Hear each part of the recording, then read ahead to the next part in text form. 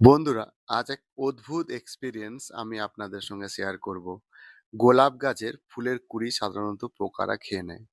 অনেকবার দেখেছি এবং অনেক স্প্রে করেছি, অনেকবার এখান থেকে মুক্তিও পেয়েছি।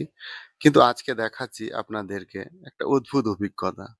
দেখুন, এই গোলাপের ফুলের কুঁড়িগুলো খেয়ে নিচ্ছে এবং এই যে একটা ডাল দেখতে পাচ্ছেন, আপনি খালি চোখে বুঝতে পারবেন না যে এটা ডাল না পোকা। এটা আসলে ডাল নয়, এটা একটা পোকা। আপনি খালি চোখে দেখে ভাববেন যে আপনার এই গোলাপ গাছে নতুন ডাল বেরিয়েছে। আসলে এটা ডাল নয়, এটা হচ্ছে একটা পোকা। এই অভিজ্ঞতা আপনাদের অনেকেরই থাকতে নাও পারে। তাই আপনাদের সঙ্গে শেয়ার করলাম।